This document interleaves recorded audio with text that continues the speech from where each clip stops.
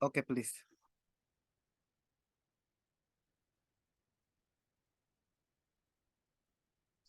Baik, bismillahirrahmanirrahim, kita mulai teman-teman sekalian.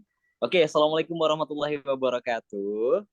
Waalaikumsalam Waalaikumsalam warahmatullahi warahmatullahi wabarakatuh. wabarakatuh. Good night everyone, and I'm so sorry for first, cause I cannot open my camera, cause kalau aku open kamera nanti akan berpengaruh di signalnya. Ya, you know that. I live in village ya guys ya, but semoga tidak mengurangi semangat kita di malam hari ini. Oke, alhamdulillahirrahmanirrahim teman-teman sekalian, malam yang indah ini, Masya Allah, ini malam minggu ya teman-teman sekalian. Malam minggu yang indah ini kita akan bercengkrama bersama. Bercengkrama buat apa sih? Bercengkrama tidak hanya di ruang Zoom ini secara online ya, tapi kita nanti juga akan bercengkrama secara rasa teman-teman sekalian. Malam yang indah ini kita akan bersama menjadi sebuah saksi dari salah satu mimpi teman kita, Kak Nanik, yang I know her, yang beliau sangat punya mimpi yang tinggi terkait dengan mencetak buku, lalu menuangkan buah pikirannya menjadi sebuah karya yang luar biasa. Malam hari ini kita akan bersama bercengkrama dalam acara peluncuran buku Seni Mengurai Luka untuk Hidup Lebih Bahagia. Itu biasanya aku mendengar judulnya saja tuh sudah, Masya Allah, ini sudah merinding nih. Seni Mengurai Luka untuk Hidup Lebih Bahagia. Ya teman-teman sekalian, dalam hidup itu untuk mencapai sebuah kebahagiaan pasti ada yang perlu diurai. Dan yang perlu diurai adalah luka. Dan teman-teman sekalian jangan takut ya untuk mendapati itu sebuah luka, karena luka tidak selamanya akan sakit kok. Suatu saat luka itu akan menjadi turning point atau titik balik kita sebagai manusia untuk lebih hidup bermakna seperti itu. Dan malam hari ini kita akan bercengkrama dengan ada Kak Nani, kemudian ada Kak Gita, ada Kak Mujahid, dan first of all sebelumnya, yang pasti nih sebelum kita masuk ke acara inti, baiknya lah kita mendengar wejangan dari founder Dio Media terlebih dahulu dong. Wejangan, kemudian sekiranya prakata dari beliau. Oke Kak Dio, time is your Kak, silahkan. Oh iya.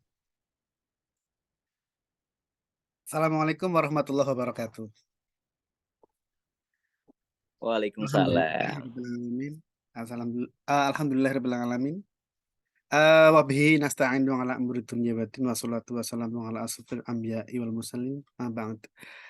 Teman-teman semua yang hadir pada malam hari ini pada peluncuran buku Seni Mengurai Luka untuk Hidup Lebih Bahagia karya Kak Nanik Sri Sunarni, yang berbahagia semua, para pembicara, Mbak Gita, Mas Ahmad Mujahid, Mas Moderator Panji Naki, teman-teman yang hadir, Bapak Ibu semua yang saya hormati, dan juga teman-teman yang nonton di YouTube ya, karena malam hari ini sebuah peristiwa bersejarah.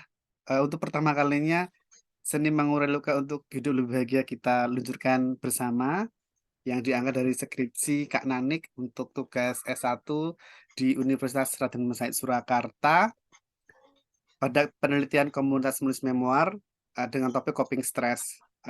Nanti akan dibahas oleh ahli-ahlinya Mbak Gita, Mas Mujahid. Mbak Gita sedang menempuh doktoral PhD di Taiwan kalau tidak salah ya Mbak Gita ya.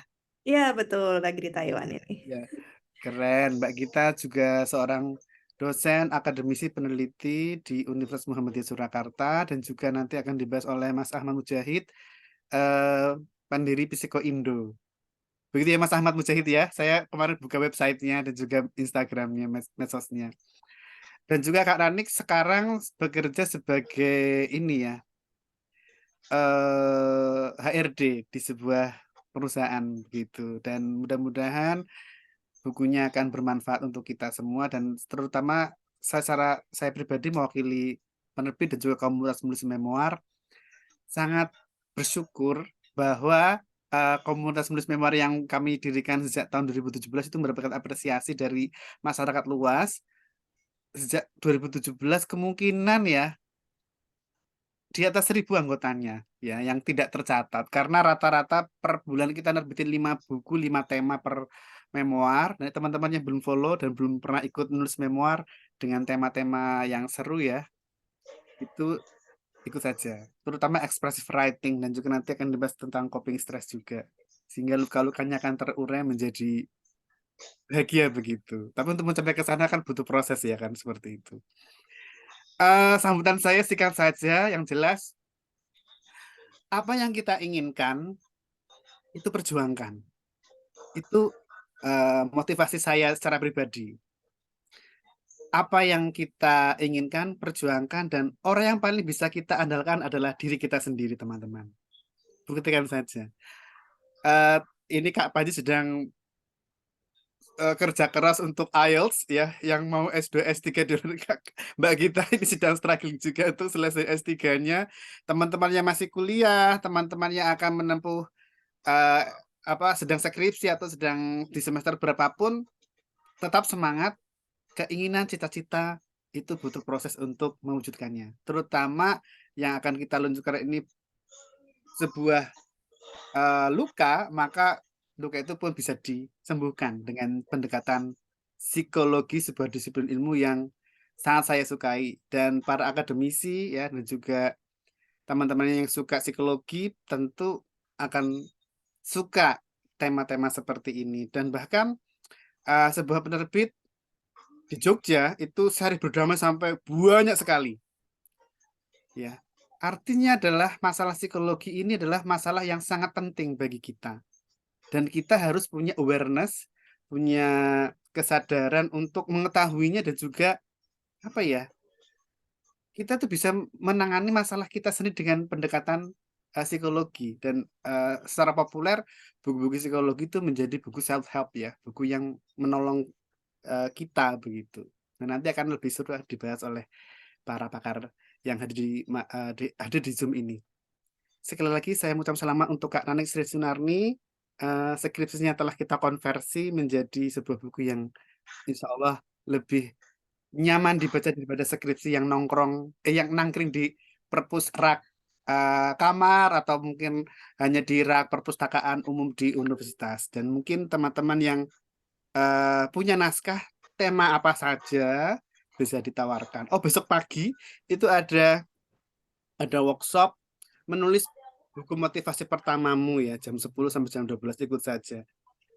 Begitu karena setiap hari sebenarnya kita selalu mendapatkan masalah tiap saat dan masalah itu kadang berat, kadang ringan dan sebenarnya penyelesaian masalah itu yang terbaik adalah diri kita. Orang lain itu bersifat memberikan respon atau mungkin nasihat dan sebagainya. Tetapi yang paling penting adalah kita kembali kepada diri kita supaya kita lebih semangat, lebih maju untuk masa depan yang lebih baik. Kiranya demikian, mohon maaf.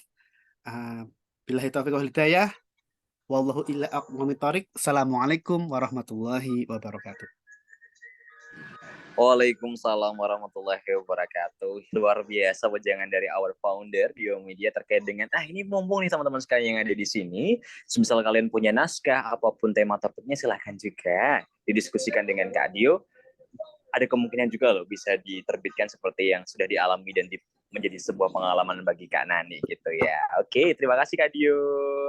Sama-sama Kak Panji. Oke, then kita masuk ke next agenda ya teman-teman sekalian. Untuk pertama kita akan membahas banyak hal nih, banyak hal terutama terkait dengan buku karyanya Nani. Hanya saja sebelumnya kita akan membahas lebih dalam lagi nih terkait dengan coping stres, kemudian resiliensi dan banyak hal terkait dengan psikologi yang sangat penting untuk menjadi bagian healing kita, terlebih healing pada luka-luka yang sudah atau pernah kita alami seperti itu. Dan our first speaker ini luar biasa sekali nih. Posisinya di mana nih Kak Dio beliau? Di Jepang atau sudah di Indonesia? Di Taiwan, sedang menempuh. Oh, di Taiwan. Sorry, di Taiwan ya. Oke, luar biasa. Langsung live dari Taiwan. Oke. First speaker kita, beliau Kak Gita. Saya manggilnya lebih nyaman Kak Gita saja ya. Kak Gita. Kemudian beliau itu, Masya Allah, she's so beautiful, absolutely, Kak Gita. Thank you you so much for having us today, tonight ya. Di sana sudah tonight ya Kak ya? Kenapa? Di sana jam berapa nih? Cuman selisih 1 jam aja kok. Jadi ini jam 9 malam. Oh, jam 9 ya. Oke. Thank you so much ya for having us tonight. My pleasure. And then izin ya Kak ya untuk sedikit memperkenalkan diri Kakak karena saya tuh baca CV-nya, oh my goodness. Ini kalau saya baca semua nanti a whole night kita akan terisi dengan karya-karyanya Kak Gita, dengan pencapaian-pencapaian Kak Gita. Oke, pertama Kak Gita itu sekarang seorang psychology lecturer di UMS ya Kak ya, 2019 sampai sekarang. Yap. Kemudian beliau juga pernah di PT Engineering Career Center 2015 sampai 2019 as a talent management general manager, people development manager, and people development supervisor. Oh my goodness, ini sudah luar biasa sekali. Kemudian sekarang beliau menempuh pendidikan di National Chongqing University Taiwan 2021 until now dan sebelumnya di UGM, UMS, dan beliau sangat luar biasa. Karirnya pernah jadi as a researcher, trainer, speaker, dan luar biasa karya-karyanya. Teman-teman yang nanti lebih kepo sama beliau langsung nanti bisa ke Instagramnya atau mungkin nanti langsung bisa jawab, saya kasih CV yang luar biasa. Kak Gita, mohon izin ya Kak ya, untuk Kak Gita nanti dapat menyampaikan your materi, mungkin kurang lebih di 15 menit. Setelah itu nanti di akhir setelah penyampaian 3 speaker kita baru nanti sesi tanya jawab Kak. Oke? Get the point Kak? Oke. Atau boleh nggak misalnya kalau di sesi ya saya ngobrol-ngobrol sama Mas Panji Naki juga sekalian nih nanti. Boleh Biar banget, santai. boleh banget. Ya, oke. Boleh banget. Karena boleh biar banget, interaktif aja gitu Mas Panji ya, jadi dia nggak terlalu serius juga. Indeed. Oke, silakan Kak Gita, 15 minutes for you. Enjoy. Oke. Thank you Kak Panji. Ini are you polyglot? Ini kayak Vicky Naki ya gitu ya. Oke. I just try. Oke. Semoga berhasil ya. Ya, selamat malam teman-teman semua. Assalamualaikum warahmatullahi wabarakatuh. Waalaikumsalam. Ini pengalaman saya yang pertama kali ini diundang oleh Mas Ngadio dan teman-teman semua di sebuah acara peluncuran buku yang kalau tadi Mas Panji juga sempat sebut judulnya kalau dibaca tuh udah kayak ngasih efek healing gitu ya buat teman-teman. Ini juga kejadian di saya ketika saya menerima buku. Ini bukunya saya bawa ke Taiwan nih, Kak lagi, aduh Kak Nani ya. Ini saya bawa ke Taiwan Kak Nani gitu. Jadi saya nerima buku ini tuh bulan Januari kalau nggak salah dari Mas Teddy. Terus kemudian karena waktunya cukup singkat, saya bawa sampai ke Taiwan. Dan selama di sini saya baca juga. Nah, luar biasa sekali begitu ketika membaca seluruh isi bukunya dan ketika mengingat kembali bahwa penulis adalah seorang mahasiswa ketika memulai proses penulisannya gitu. Dan ternyata isinya kan terkait dengan stres gitu ya. Kalau disebut sama penulis di dalam buku ini, stres itu udah berapa puluh kata begitu ya. Jadi ini juga sebetulnya dekat banget sama kehidupan sehari-hari kita gitu teman-teman semua. Kalau ngomongin stres, ini bukan sebuah hal yang memalukan, bukan sebuah hal yang menakutkan gitu. Karena stres itu sebetulnya sesuatu hal yang wajar. Di psikologi juga ini wajar banget. Saya pernah stres nggak sebagai psikolog? Sering. Sering gitu, sering banget ya. Jadi kalau misalnya ditanya apakah seorang psikolog tuh nggak pernah stres? Oh, jangan salah, kita stres juga. Stres karena masalah pribadi dan masalah kerjaan juga iya gitu. Cuman yang membedakan adalah ketika kita menerima stres atau kita mendapatkan stresor ya. Di buku ini juga dijelasin stresor itu apa. Stresor itu sumber stresnya. Bisa internal, bisa eksternal gitu. Yang membedakan antara orang A dengan orang B, yang membedakan antara saya dengan orang lain itu adalah cara kita ketika menghadapi si sumber stres ini. Jadi sebuah hal yang sangat unik sih kalau misalnya saya melihat dan mengamati diri sendiri juga kemudian ke klien-klien saya selama ini gitu. Ketika misalnya merasa bahwa datang ke saya, Kak Gita, saya kayaknya lagi stres nih gitu saya. Stres karena penulisan skripsi atau misalnya yang baru bekerja begitu ya menghadapi proses peralihan dari yang sebelumnya mahasiswa kemudian ke dunia kerja dengan berbagai dinamikanya. Ternyata dia merasa stres. Nah, ini yang juga perlu kita hati-hati gitu. Hati-hati gimana? Karena terkadang orang-orang sekitar menganggap bahwa stres itu sesuatu hal yang lebih sama dengan depresi. Padahal tuh beda, gitu. Beda banget gitu. Jadi kalau misalnya stres tadi saya garis bawahi itu sebuah hal yang wajar, yang bisa jadi kita temui sehari-hari. Tapi kalau dia tidak segera ditangani, dia tidak segera kita kenali, itu yang nanti akan bisa berujung pada depresi. Cuman kata kuncinya di situ tadi, kalau tidak segera ditangani, atau kita sendiri nggak kenal bahwa diri kita ini sedang dalam fase stres gitu.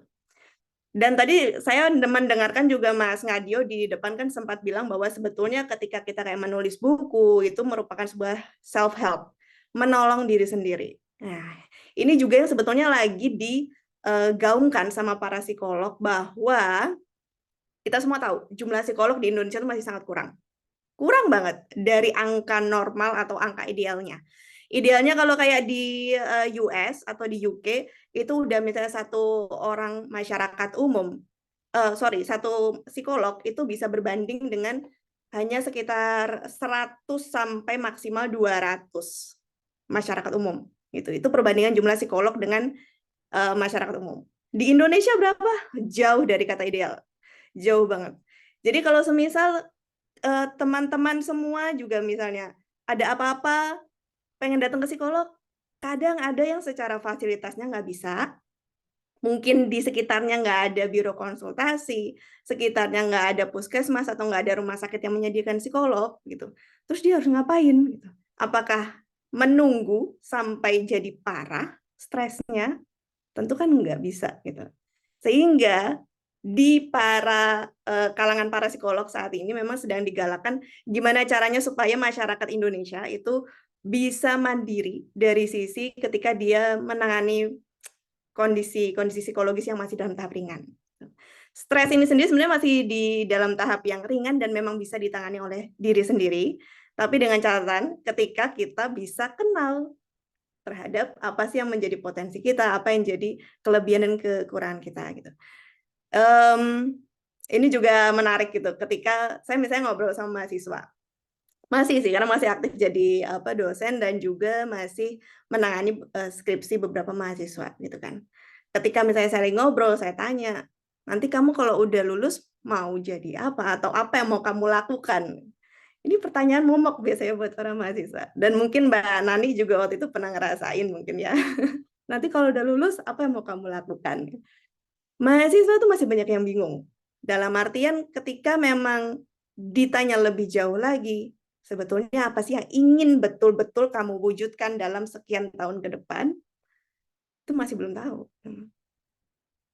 Dan ini ketika kita tidak bisa menjawab pertanyaan tersebut, sebetulnya merupakan salah satu sinyal dasar bahwa memang kita mungkin belum terlalu kenal dengan diri sendiri.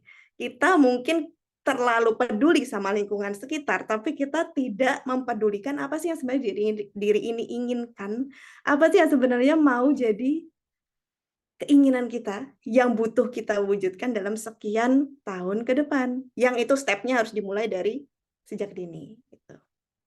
Jadi pengenalan diri, kemudian kenapa ini penting? Karena nanti akan berujung pada gimana cara kita dalam mengelola stres itu sendiri. Stres itu sebenarnya kayak, kalau diibaratkan gitu ya, seperti orang patah hati misalnya. Siapa yang pernah patah hati? Nggak usah angkat tangan ya. Nanti ketahuan, udah. Ini malam minggu lagi nih, waduh malam minggu kalian tidak pada malam mingguan dengan cem-ceman gitu. Baik. Saya ibaratkan dengan patah hati, kenapa? Karena gini, kalau misalnya orang berhadapan atau kita punya teman yang lagi patah hati, lagi putus cinta, apa sih nasihat yang paling sering dikasih tahu ke mereka? Udah, nanti lama-lama juga lupa. Waktu yang akan menyembuhkan segalanya. Aduh, karena kenyataannya, waktu itu nggak bisa menyembuhkan. Kita tuh nggak bisa melupakan orang. Yang bisa kita lakukan adalah menetralisir perasaan kita terhadap orang tersebut. Asik, ya kan? Jadi kalau misalnya sekarang kita pernah merasa sakit hati terhadap seseorang, kita pernah merasa sangat stres terhadap sesuatu, waktu itu nggak bisa ngelupain penyebabnya, waktu itu nggak bisa melupakan orang tersebut, tapi kita tuh bisa membuat rasanya jadi netral. Kalau sekarang masih sakit terhadap seseorang, terhadap sesuatu, seiring dengan proses kita mengenali diri, seiring dengan kita banyak lebih kenal orang lain, terus kita jadi punya banyak pengalaman yang jauh lebih besar lagi. Ketika kita ingat lagi sama orang yang dulu pernah bikin sakit hati, udah nggak ada lagi tuh rasa dongkolnya, nggak ada lagi tuh rasa pengen balas dendamnya, nggak ada lagi tuh rasa pengen marah-marahnya. Gitu. itu tandanya proses healing kita berhasil. Gitu. Jadi waktu itu bisa membuat netral semuanya, begitupun ketika kita berhadapan dengan sesuatu yang membuat stres. Nah, memang butuh waktu gitu. Tapi yang namanya stres itu pasti sekali lagi karena dia merupakan sebuah hal yang wajar gitu kan. Jadi sebetulnya yang perlu kita lakukan adalah merangkul rasa tersebut, menerima rasa tersebut dan menjadikan dia sebagai bagian dari hidup kita. Kalau udah punya rasa tersebut, ketika kita sudah kenal stresornya apa, contoh, saya seringkali kalau misalnya stres itu karena tuntutan, ya namanya mahasiswa ya, sis ya, jadi tuntutan ketika berhadapan dengan dosen misalnya. Stres nggak? Stres.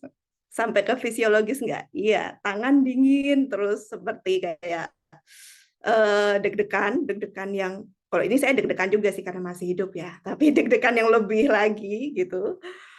Nah, tapi karena saya tahu bahwa setiap kali saya memang mau berhadapan dengan dosen, stresnya itu ada dan memang dia selalu berulang. Jadi saya tahu apa yang harus saya lakukan. Sehingga ketika masuk ke bagian kita sudah tahu apa yang mau dilakukan, coping stres yang di buku ini juga sampaikan, itu jalan. Enak banget gitu. Nah, coba deh. Kak Panji, halo Kak Panji. Kak Panji masih di sini nggak ya? Halo Kak Gita, I'm here, I'm so Oh, sorry. oke, Halo ya. Kak. Ya, mau nanya dong sedikit, kalau Kak Panji nih, kira-kira apa yang bikin stresnya akhir-akhir ini Kak Panji? Oke, kalau di akhir-akhir ini itu kisah, itu sih Kak, persiapan S2 itu yang mungkin agak tahu ya. Itu Oke, sih Kak. oke. Biasanya tahu kalau misalnya persiapan S2 itu menjadi salah satu sumber stres tuh ciri-cirinya apa, Mas? Kak Panji? Itu kayak semisal nih waktu kita belajar tuh, karena kadang tuh ke overthinking banget nih, kira-kira keterima nggak sih, nah itu yang bikin overthinking. Dan saat kita belajar habis belajar itu capek biasanya malah justru, atau mungkin aku terlalu memaksakan diri mungkin ya Kak ya. Oke, ini sesi konsultasi nih jadinya nih. Kan nggak apa-apa. Boleh, ya. Ini ada satu kata kunci yang Kak Panji sampaikan ya, yaitu overthinking. Nah, overthinking, siapa di antara kita yang sering mengalami ini nih? Overthink terhadap sesuatu, terhadap seseorang, itu juga bisa menjadi salah satu ciri dari stres gitu.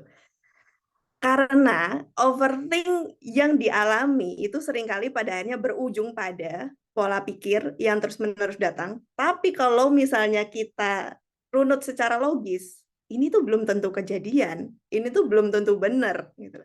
Jadi sebetulnya kita itu seringkali khawatir berlebih ya kalau di dalam ciri-ciri yang ada di mana disampaikan begitu oleh para ahli terkait dengan stres, itu tidak menyebut secara langsung overthink, tapi khawatir secara berlebihan begitu.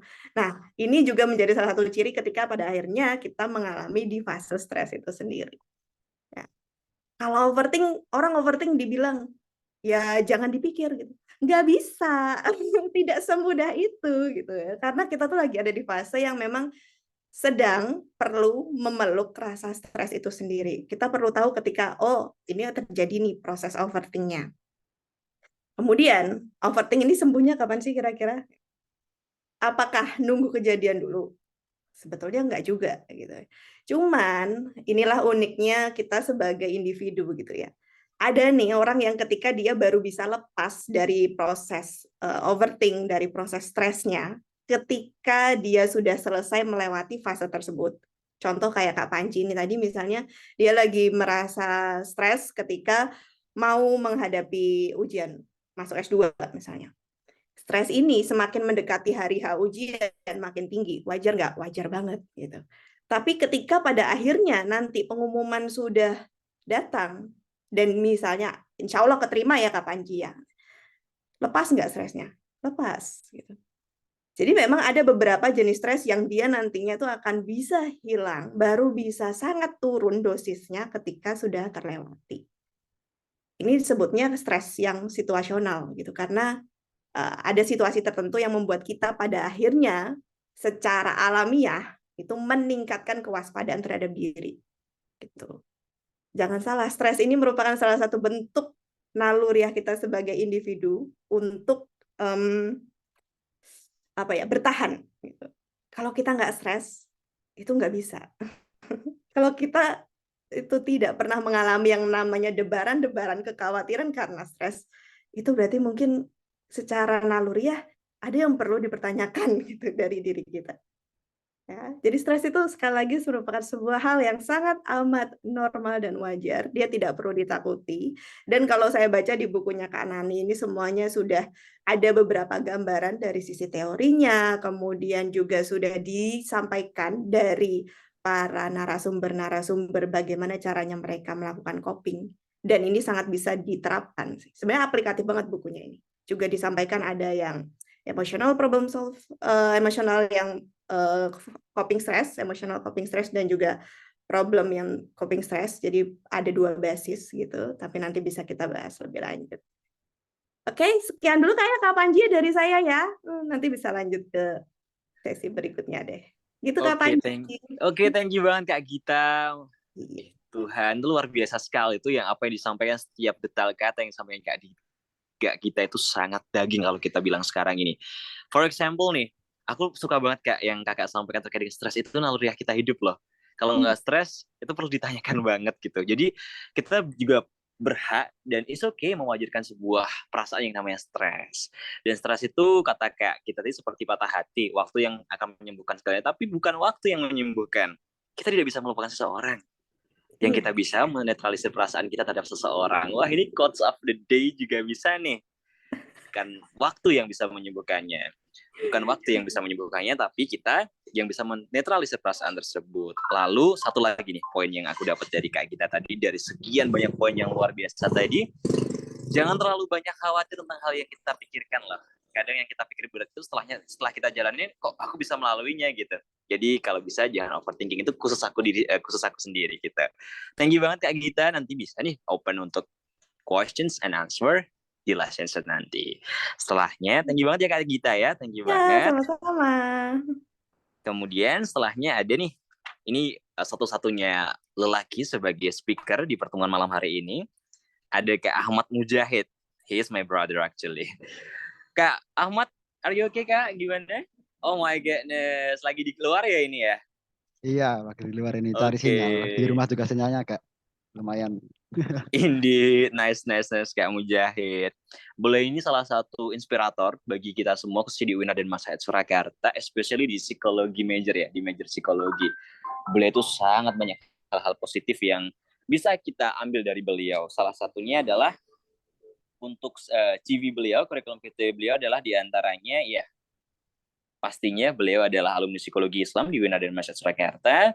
Kemudian juga beliau penulis konten-konten psikologi dan edukasi khususnya kesehatan mental di berbagai media yang itu banyak sekali. And then beliau juga sangat suka nulis, adik banget sama nulis. Dan salah satu tulisannya adalah psychological well-being pada mahasiswa muslim penyandang disabilitas. Ini salah satu menurut aku hal yang positif dan luar biasa nih. Terlebih pada diskursus psikologi keislaman. Psikologis di universitas yang Islam dan pada teman-teman kita, teman-teman yang inklusif seperti itu. Beliau juga founder Psikoindo, yang tadi Kak Dio sendiri juga sudah berkunjung ke websitenya, juga founder BSF Klaten. Jadi, Masya Allah, itu biografinya dan mencapainya sangat luar biasa. Oke Kak Ahmad, tidak panjang lebar saya menceritakan Anda karena semua sudah tahu siapa Anda. Untuk saat ini silakan 15 menit dimanfaatkan untuk berbagi tentang hal-hal baik kepada teman-teman kita. Silakan Kak. Oke, ya terima kasih teman-teman semuanya dan juga Kak Pandi dan juga Kak Gita dan yang lainnya. Salam kenal.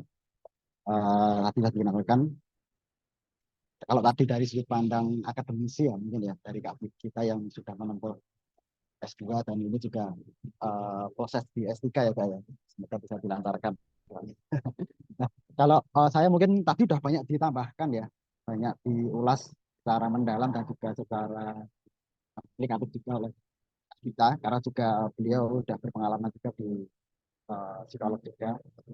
Mungkin saya akan menambahkan dari beberapa sudut pandang saya ya, dan apa itu namanya not-notes yang saya buat ketika saya membaca dari buku apa ya eh, salah satu buku yang pertama kali dari teman-teman psikologi Islam, Winaden Mas Said, yang dari skripsi dikonversi menjadi sebuah buku.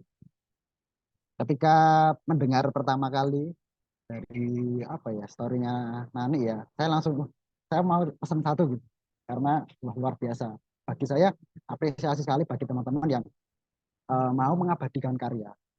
Karena di era sekarang itu kita banyak melakukan sebuah aktivitas dan sebagainya. Tapi kadang kita lupa untuk memberikan jejak, ya. Baik itu jejak digital maupun jejak sebuah karya. Karena apa? Karena menurut pandangan saya bahwa sebuah jejak karya itu sangat penting ketika kita nanti di suatu saat membutuhkan atau merecall, mengingat-ingat sebenarnya kita ini sebenarnya sebagai apa sih gitu. Dan yang kedua juga sebagai portofolio, tentunya untuk kepentingan karir dan kerjaan dan sebagainya. Battery 50%. Connected. Kemudian dari awal saya membaca judulnya, yaitu sangat trendy sekali ya, karena sudah banyak dikemukakan juga seni kayak seni bersikap bodo amat, kemudian seni mencintai dan sebagainya. Jadi sangat trendy sekali pengambilan sudut pandang dari judul ini. Dan sangat luar biasa ketika saya ketik keyword di Google itu memang belum ada, tapi ada yang serupa ya. Seni Mengelola Luka, itu tahun 2021. Itu karyanya siapa ya, FRA, atau sedikit membandingkan beberapa juga untuk mengetahui tentang perbandingan karya gitu. Nah, kalau tadi sudah dibahas tentang Mayer, pembahasannya tentang stres, kalau di sini mungkin lebih ke hal-hal yang sifatnya ke sharing ya, karena tadi kan sudut pandangnya adalah akademisi, mungkin saya lebih ke bagaimana menjalani kehidupan. Saya udah lulus tahun 2021 di Winaden Mas Said itu. Memang yang kita alami atau yang disampaikan kita tadi memang benar, yang namanya stres itu kalau bagi saya itu anugerah. Semua sifat positif maupun negatif itu bagi saya itu anugerah. Kenapa? Karena kita bisa merasakan hal sesuatu itu aja kita udah mendapat sebuah kelebihan bagi kita sebagai manusia. Apalagi kita kalau bandingkan dengan orang-orang yang mohon maaf dalam tanda kutip yang tidak bisa merasakan apa-apa alias hidupnya hampa, kayak orang-orang yang perlu rehabilitasi dan sebagainya. Nah itu kita sangat bersyukur kita bisa mendapatkan perasaan-perasaan negatif yang kita rasakan. Cuma bagaimana kemudian kita mendapatkan perasaan itu, kita kelola dan juga kita kompromikan dengan diri kita. Saya lebih suka menyebut istilahnya dari coping stress. Mungkin teman-teman di sini kan nggak semuanya dari psikologi ya, mungkin juga dari jurusan lain atau mungkin dari masyarakat umum. Jadi saya lebih membahasakan coping stress itu mengkompromikan diri kita terhadap apa yang kita rasakan dan apa yang kita alami saat ini.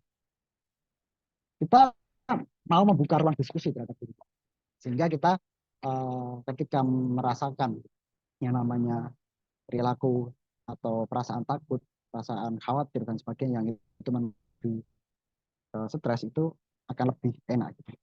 Kemudian mungkin stres ini akan lebih umum juga dibahas melalui tema-tema psikologi, yaitu salah satunya adalah quarter life crisis ya, QLC, quarter life crisis, yang dimana itu krisis hidup di usia 20 sampai 30 tahunan, yang itu saya sebagai lulusan psikologi ya sangat sering banget ditanya sama teman-teman tentang topik-topik quarter life crisis gitu. Apalagi ketika pasca lulus dan sebagainya, bahkan sebelum lulus gitu. Nah, kalau saya boleh menganalogikan tadi ya, kalau stres itu tadi kan anugerah ya, kemudian kayak ketakutan, khawatiran, dan akhirnya stres itu bagi saya bukan sebuah hal yang harus dijauhi, tapi perlu kita kenali. Makanya dalam sebuah tokoh-tokoh pendahulu, ilmuwan-ilmuwan pendahulu, terutama dalam tradisi filsafat ya, itu mengenali diri itu adalah salah satu hal utama dalam sebuah tradisi keilmuan. Kenapa kok seperti itu? Karena kita manusia itu disebut sebagai mikrokosmos gitu. Kalau dunia ini itu sebagai makrokosmos, maka kita itu sebagai mikrokosmos. Apa artinya? Semesta yang kecil. Kenapa disebut semesta? Karena dalam diri kita itu sangat banyak dan lebih. Apalagi dalam sudut pandang keagamaan ya, mungkin sedikit mengutip adat ya, ada ayat itu, kenali dirimu, nanti kamu akan mengenal siapa Tuhan. Nah, itu sangat relate sekali ya ketika saya membaca buku ini, seperti perasaannya itu merecall memori-memori materi-materi perkuliahan yang sudah 2 tahun sudah tidak banyak menggeluti ya. Gitu. Itu yang pertama, kesan pertama terkait dengan apa itu namanya, water crisis. Kemudian dalam apa tadi dikatakan stres ya. Stres itu sebenarnya ada 2 tipe ya. Tapi di buku itu disebutkan ada stres yang sifatnya positif atau disebut sebagai eustress.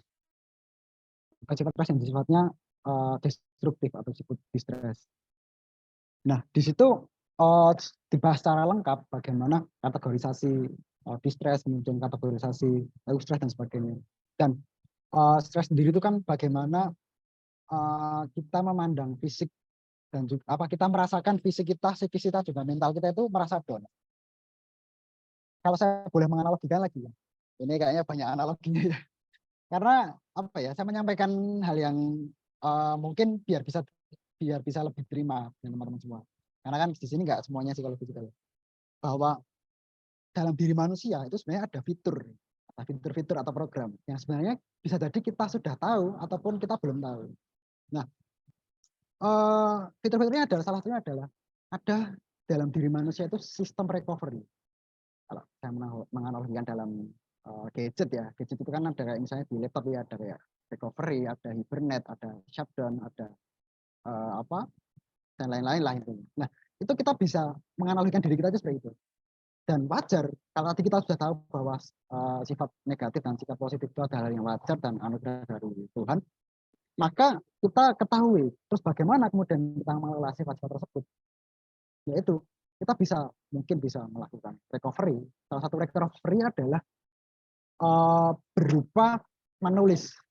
Nah, di sini kan banyak macam ya yang namanya sebuah menghadapi stres dan sebagainya. Dalam konteks buku ini, dalam konteks buku Seni Mengurai Luka karyanya Mbak Nani ini disampaikan dalam sebuah kajian ilmiah ya, penelitian ya, dalam sebuah skripsinya Mbak Nani itu dalam konteks komunitas menulis ya di memori ya. Nah, itu disampaikan bahwa salah satu hal yang dilakukan oleh teman-teman yang mengalami stres dan mau berbagi cerita itu adalah dengan menulis memoir gitu, atau menulis entah itu memoir, entah itu menulis sebuah karya dan sebagainya, atau journaling dan sebagainya. Nah, itu sangat bermanfaat sekali karena ketika kita berani mengekspresikan apa yang ada dalam diri kita, apa yang kita rasakan, itu secara tidak langsung kita sudah menuangkan energi negatif, atau kalau dalam analogi gelas ya, ketika gelas yang kita bawa itu sangat kotor atau bahasa Jawanya berlepak ya, itu kita secara tidak langsung kita keluar sedikit-sedikit. Nah, ketika air kotor tadi sudah keluar, maka kita akan lebih mudah mengisi sesuatu yang baru, yaitu air putih atau air bersih dan sebagainya. Nah, itu salah satu analogi ketika kita menuangkan sebuah permasalahan dalam sebuah karya. Nah, di sini juga dijelaskan bahwa ternyata teman-teman yang dalam subjek penelitiannya Mbak Nani ini sudah mengalami berkepanjangan. Beda ya teman-teman ya, antara stres dan trauma ya. Tapi di sini juga dibahas tentang perbedaan stres dan trauma. Stres itu lebih kepada hal yang kita rasakan dan kita alami itu sering muncul dan munculnya itu lebih dominan berkepanjangan. Dan pemicunya yaitu dinamakan stressor ya. Kayak tadi kalau Mas Pandi menyampaikan tentang persiapan kuliah S2 dan sebagainya. Teman-teman mungkin juga bisa mendeteksi juga saat ini tuh sedang mengalami apa sih, dan stresornya apa sih.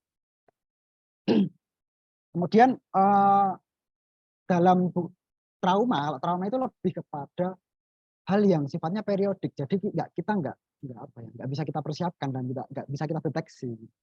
Dan mungkin jatuhnya lebih ke tiba-tiba ya, kayak trauma terhadap sesuatu itu kadang ya trauma aja gitu, jadi kita nggak bisa mendeteksi itu. Tapi kalau stres ini hal yang bisa kita antisipasi dan juga bisa kita kelola. Makanya dalam penelitian dalam keilmuan psikologi ada muncul tema yang namanya coping stress. Itu. Kemudian mungkin nanti kita banyak diskusi aja ya teman-teman ya, biar lebih interaktif. Kemudian kalau saya melihat dari sudut pandang secara editorialisasi ya, lebih ke secara penulisan dan sebagainya, itu sebenarnya sudah luar biasa ya dari Mbak Nani ya. Bagaimana mengkonversi karya tulis yang itu sebelumnya disajikan kepada dosen pembimbing, dosen penguji, dan para akademisi itu bisa lebih renyah dikonsumsi oleh khalayak umum, atau kita sebut sebagai karya yang populer gitu. Makanya nggak heran ketika buku ini tuh walaupun judulnya itu agak akademis, coping stress, ada memor ya itu, tapi lebih dikemas secara populer yaitu Seni Mengurai Luka.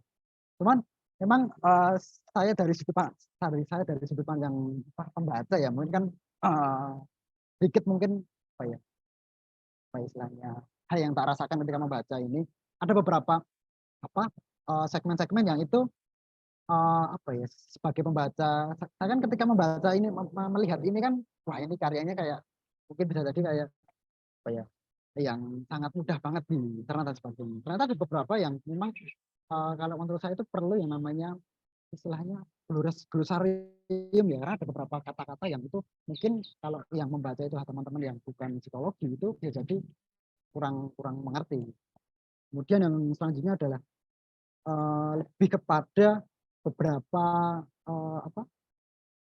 konsistensi dalam penulisan, kayak misalnya saya menjumpai tadi sebelum memulai Zoom meeting ini, saya akhirnya mendeteksi sama orang-orangnya yang ada di dalam Zoom ini gitu, karena ya teman-teman sendiri juga.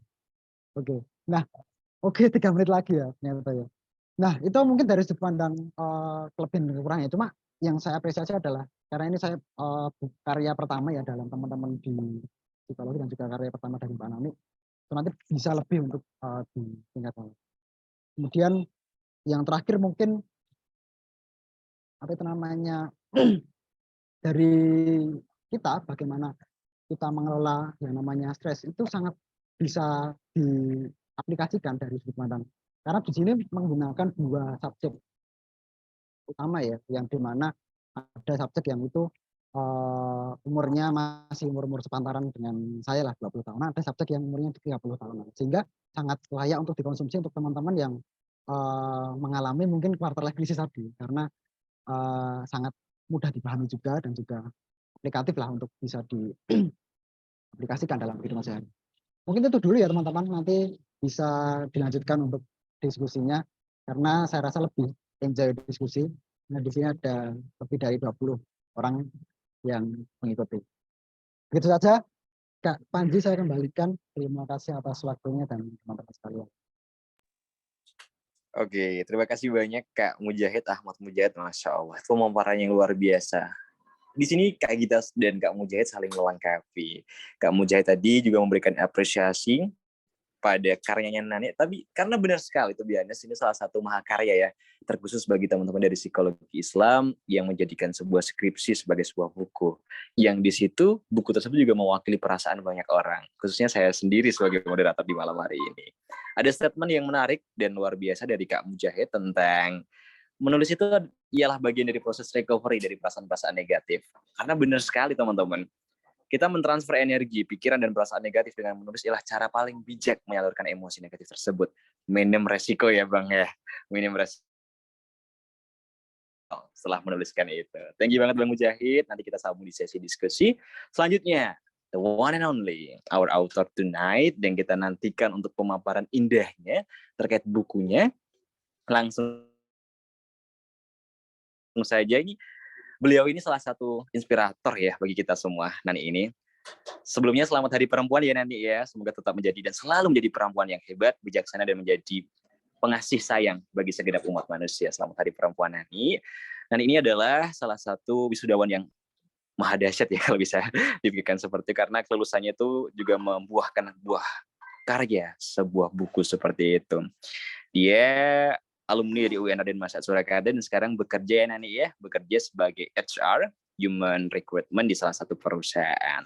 Silakan Nani langsung saja, kurang lebih 15-20 menit sampaikan hal-hal indah yang kau tulis dan hal-hal yang baik dan bijak yang bisa kami dengarkan malam hari ini. Silakan, waktu dan tempat disilahkan, penuhi malam ini dengan keindahan-keindahan. Silakan Nanik. Baik, terima kasih Mas Panji. Tadi mungkin agak berlebihan ya ketika tadi menyambutnya ya. Saya jadi malu sendiri nih. Oke, baik. Terima kasih kepada semuanya. Terutama saya ucapkan terima kasih kepada Mas Dio, kemudian Dio Media, dan juga Pustaka Pena Bookshop ya, yang sudah memberikan kesempatan, baik waktu dan juga ruang, sehingga kita malam hari ini, yang harusnya malam mingguan ya biasanya ya kita, tapi kita bisa kumpul-kumpul di sini nih, kita ngobrolin tentang buku gitu ya. Dan semoga acara malam hari ini bisa memberikan banyak manfaat untuk kita semua.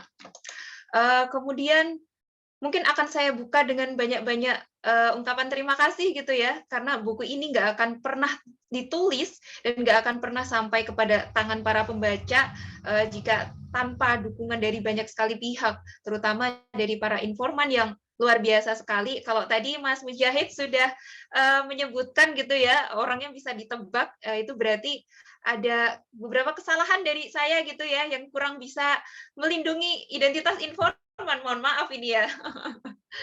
Nah, kemudian juga ini di sini nggak ada Mas itu ya, Mas Adi Baroya. Ya, Mas. Jadi mungkin bisa saya kenalkan juga Mas Adi Baroya. Oh, ada. Ada. Oh ya, selamat malam Mas Adib. Saya sangat berterima kasih sekali ya kepada Mas Adi Baroya. Beliau itu adalah editor juga di Dio Media yang sudah membantu saya untuk menulis buku ini. Jadi saya sangat terharu sekali ketika harus berpartner dengan Mas Adi Baroya, karena waktu itu saya belum pernah nih mengonversi skripsi menjadi tulisan populer itu seperti apa caranya. Dan beliau dengan sabarnya itu menuntun saya. Jadi gini Mbak. Kemudian juga dengan lapang hatinya meminjamkan banyak buku, ada sekitar 5 atau 6 buku gitu ya. Itu dipinjamkan kepada saya supaya saya punya gambaran seperti ini sih menulis buku konversi seperti itu. Saya berhutang budi banget ini sama Mas Adib. Kemudian yang selanjutnya barangkali tadi sudah disampaikan oleh Mbak Gita dan juga oleh Mas Ahmad Mujahid ya, baik terkait dengan teori maupun terkait dengan bukunya. Jadi mungkin sekarang saya tidak akan membahas mengenai teori dan lain-lain gitu ya, karena ini malam minggu saya ingin kita senang-senang aja, nggak usah mikir terlalu berat-berat gitu ya teman-teman ya. Jadi malam hari ini mungkin saya hanya akan sharing gitu ya, barangkali bagaimana sampai akhirnya saya bisa menerbitkan buku tunggal pertama saya yang benar sekali dikatakan oleh Mas Panji itu sebagai salah satu impian saya. Jadi memang dari kecil saya itu suka membaca dan juga menulis, ada darah dari bapak saya ya. Bapak saya itu dari kecil suka membaca dan itu tertular kepada anak-anaknya. Jadi saya dan juga kakak itu suka membaca dan menulis. Dan salah satu impian saya adalah menjadi seorang penulis gitu. Makanya ketika sekolah, ketika kuliah gitu, saya suka membaca, kemudian mengikuti berbagai kegiatan kepenulisan, baik itu lembaga pers mahasiswa, saya juga tertarik. Kemudian di akhir-akhir kuliah saya mengenal Dio Media dan juga komunitas menulis memoir. Jadi barangkali teman-teman di sini yang belum familiar dengan komunitas menulis memoir, itu adalah sebuah komunitas yang dimana kita di situ saling bertukar pikiran, kita saling berusaha untuk mengurai satu persatu luka yang pernah kita alami, kita lalui dalam hidup, yang isinya tidak hanya anak-anak muda, tidak hanya anak-anak remaja, tapi juga beliau-beliau yang sudah senior, yang sudah berusia lanjut bahkan juga ada gitu. Jadi barangkali teman-teman nanti yang berminat untuk sekedar merilekskan pikiran, mengurai luka, mengurai pengalaman-pengalaman benang kusut yang kusut banget kalau cuma disimpan di kepala gitu ya, bisa ikut komunitas menulis memoir. Dan nantinya kita bisa saling sharing, kita bisa nulis buku bareng dan nantinya bisa diterbitkan, gitu ya. Kemudian terkait dengan buku ini, jadi awal mulanya, mungkin akan saya mulai dulu dari pertemuan awal saya dengan para informan kali ya. Jadi pertemuan saya dengan para informan itu kurang lebih pada tahun 2019, waktu itu kita sedang mengadakan workshop kepenulisan buku. Waktu itu saya bersama dengan teman saya datang ke sebuah workshop, saya agak lupa namanya apa. Yang jelas itu lokasinya ada di Togamas, yang sekarang sudah tidak ada ya itu ya. Ya, Nah, workshop menulis memoir di cinta pertama Togamas dan itu, terakhirku. oh iya benar Cinta Mas Dio. pertama dan terakhirku. Ya, Cinta Pertama dan Terakhirku. Itu kalau nggak salah menjelang bulan Ramadan 2019. Kita berkumpul di Togamas. Waktu itu pematerinya itu dari Mas Ngadio sendiri dan dihadiri oleh banyak orang dari berbagai daerah. Waktu itu saya sempat bingung. Saya duduk di antara banyak orang gitu, saya tengok kanan, tengok kiri. Saya menanyakan, ini sebenarnya komunitas apa ya kok rame banget? Dan ternyata ini adalah komunitas menulis memoir gitu. Nah, kemudian dari pertemuan itu akhirnya ada obrolan-obrolan gitu ya, karena barangkali bawaan lahir saya orangnya cerewet gitu ya. Akhirnya kita berkenalan, kemudian sedikit mengenal tentang komunitas menulis memoir, kemudian produknya apa aja sih, sampai akhirnya ketika saya pulang dari acara itu terbesit gitu ya di kepala saya, komunitas apa sih komunitas menulis memoir? Kenapa kok banyak banget sih orang-orang yang mereka itu dengan sukarela mencurahkan pengalaman-pengalaman yang nggak hanya pengalaman yang baik, tapi juga pengalaman yang bisa dibilang pahit, bisa dibilang